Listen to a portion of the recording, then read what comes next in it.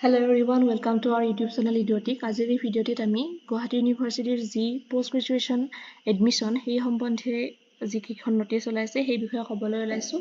তাৰ কাৰণে গুৱাহাটী admission.guwahati.ac.in এই ৱেবছাইটত গ'লে এইটো আমি ডেছক্ৰিপশ্যন বক্সত দি দিম। তাত গ'লে আপোনালোকে ইয়াত পোষ্ট গ্ৰেজুৱেট এণ্ট্ৰেন্স টেষ্ট পাব। যিসকল ছাত্ৰ ছাত্ৰীয়ে গুৱাহাটী ইউনিভাৰ্চিটিৰ আণ্ডাৰত গুৱাহাটী ইউনিভাৰ্চিটিত পোষ্ট গ্ৰেজুৱেশ্যন কৰিব বিচাৰিছে তাৰ কাৰণে তেওঁলোকে প্ৰথমতে পোষ্ট গ্ৰেজুৱেশ্যন এণ্ট্ৰেন্স টেষ্টত এপিয়াৰ হ'ব লাগিব আৰু তাৰ কাৰণে ইতিমধ্যে এপ্লিকেশ্যন প্ৰচেছ ষ্টাৰ্ট হৈছে।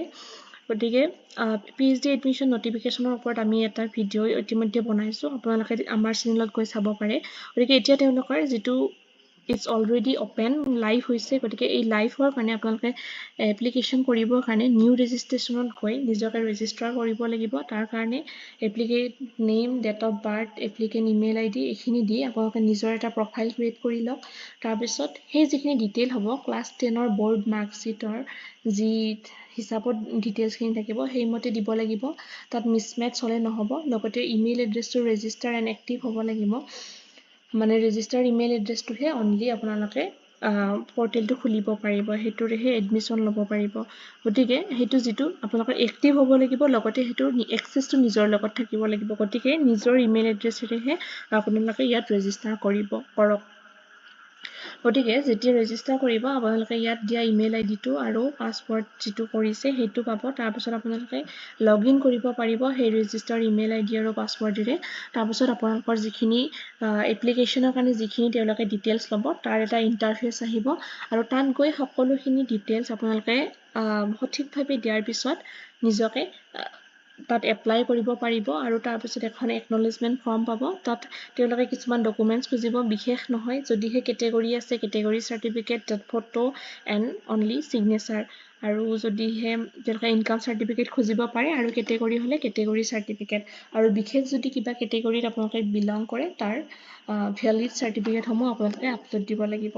বাকী বিশেষ ইয়াত কোনো ধৰণৰ একচুৱেলি আমাৰ ডকুমেণ্টছ নালাগে। গতিকে সেনেকুৱা কৰাৰ পিছত তেওঁলোকে কেতিয়া এডমিট দিব কি সেই সম্বন্ধেও এখন তেওঁলোকে ইনফৰমেশ্যন বুলেটিন ইতিমধ্যে ৰিলিজ কৰিছে। গতিকে ইয়াত গৈ আপোনালোকে সকলো ধৰণৰ কোৰ্চ ৱাইজ তেওঁলোকে কেনেধৰণৰ এডমিশ্যন ফিজ হয়, ফিজ ষ্ট্ৰাকচাৰ কি হয়, এণ্ট্ৰেন্স এক্সামটো কেতিয়া হ'ব, সকলো ধৰণৰ ইনফৰমেশ্যন গুৱাহাটী বিশ্ববিদ্যালয়ৰ ইয়াত দিয়া আছে। গতিকে ইয়াত গ'লে আপোনালোকে ডিটেইলছত পঢ়ি চাব পাৰিব। ইয়াত ইম্পৰ্টেণ্ট ডেটছসমূহ দিয়া আছে। অনলাইন এপ্লিকেশ্যন ইতিমধ্যে 21 জুলাইৰ পৰা আৰম্ভ হৈছে। লাষ্ট ডেট হ'ব আপোনালোকৰ জুলাই 1 তাৰিখৰ পৰা 1 তাৰিখলৈ। তাৰপিছত এডমিট কাৰ্ড তেওঁলোকে জুলাই 5ত ইছ্যু কৰিব আৰু PGET এণ্ট্ৰেন্স টেষ্টটো হৈছে 10, 11, 12। গতিকে প্ৰতিটো ডিপাৰ্টমেণ্ট লৈ তেওঁলোকে নিজৰ এণ্ট্ৰেন্স এক্সাম থাকিব আৰু সেই ডেটসমূহ বেলেগ বেলেগ হ'ব। গতিকে আপোনালোকে এডমিট কাৰ্ডত সেইটো পাই যাব কোনদিনাখন কাৰ এক্সাম হ'ব। গতিকে কোনো ধৰণৰ অনলাইন এক্সাম নাই, offline exam. Publication of provisional rank list July 29ত হ'ব আফটাৰ 5 PM। তাৰপিছত ট্ৰেডিশ্যনেল প্ৰগ্ৰেম যিবিলাক আছে সেইবিলাক আগষ্ট 5ৰ পৰা ক্লাছেছবোৰ এডমিশ্যনসমূহ আৰম্ভ হৈ যাব আৰু ইণ্টাৰডিচিপ্লিনাৰী প্ৰগ্ৰেমৰো আগষ্ট 6ৰ পৰা আৰম্ভ হ'ব আৰু কমেন্সমেণ্ট অফ ক্লাছেছ গোটেইখিনি এডমিশ্যন হৈ যোৱাৰ পিছত 7 তাৰিখৰ পৰা তেওঁলোকে কি কৰিব ক্লাছো আৰম্ভ কৰিব। বাকী ফিজ ষ্ট্ৰাকচাৰসমূহ ডিপাৰ্টমেণ্ট ৱাইজ ইয়াত দিয়া আছে, আপোনালোকে চাব পাৰে। লগতে এণ্ট্ৰেন্স ডেটৰ টাইম, লগতে ডেট, কোনটো ডিপাৰ্টমেণ্টৰ এক্সাম কোনটো সময়ত, কোনটো শ্বিফ্টত, কোন তাৰিখে হ'ব, ইয়াত গোটেই ডিটেইলছখিনি দিয়া আছে, আপোনালোকে চাব পাৰে। এইবিলাক ভালকৈ চাই লওক। আপোনালোকে কোনটো ডিপাৰ্টমেণ্টত এপ্লাই কৰি আছে সেইমতে ডেটসমূহ চাই লওক ইয়াত। গতিকে বিভিন্ন ধৰণৰ ডিপাৰ্টমেণ্টৰ বহুতটা ডিপাৰ্টমেণ্টৰ এটা শ্লটতে এক্সাম থাকিব। গতিকে আপোনালোকে ইয়াত ডিটেইলছ চাই ল'ব পাৰে।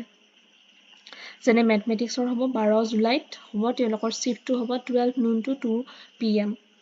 গতিকে 2 hour এক্সাম হ'ব এইটো। ইয়াত বাকী গোটেই ডিটেইলছখিনি ইয়াত তেওঁলোকে দি দিছে। কোটা যিখিনি ৰিজাৰ্ভেশ্যন পলিচি আছে সেইখিনি ইয়াত দি দিছে। আপোনালোকে যদি কিবা বিলং কৰে ৰিজাৰ্ভেশ্যনত ভালদৰে চাই ল'ব পাৰে তেওঁলোকে কি ফ'ল' কৰিছে।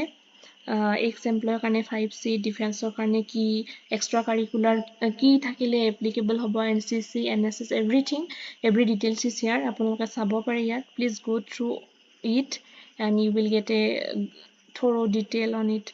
Then hostel accommodation কাৰণে দিয়া আছে নং of hostel boys hostel girls hostel তাৰ ফিজ মানে ষ্ট্ৰাকচাৰবিলাক কি সকলোখিনি দিয়া আছে গতিকে আপোনালোকে ইয়াত ষ্টুডেণ্টছ ইনটেক্স ছিটবিলাকো দিয়া আছে ডিপাৰ্টমেণ্ট ৱাইজ গতিকে go through it thoroughly তেতিয়া আপোনালোকে সকলোখিনি পাব আপোনালোকৰ যদি কিবা ডাউট আছে কিবা যদি সুধিবলগীয়া আছে এডমিশ্যন সম্বন্ধীয় বা এপ্লিকেশ্যন প্ৰচেছত যদি কিবা প্ৰব্লেম পাইছে প্লিজ কমেণ্ট ডাউন বিল' এনেকুৱা ধৰণৰ ভিডিঅ' চাই থাকিবৰ কাৰণে আমাৰ ইউটিউব চেনেলটি ছাবস্ক্ৰাইব কৰক লগতে বন্ধু বান্ধৱীসকলৰ সৈতেও শ্বেয়াৰ কৰক যাতে সকলোৰে সহায় হয় thank you so' much for ৱাচিং দিছ ভিডিঅ' টিল এণ্ড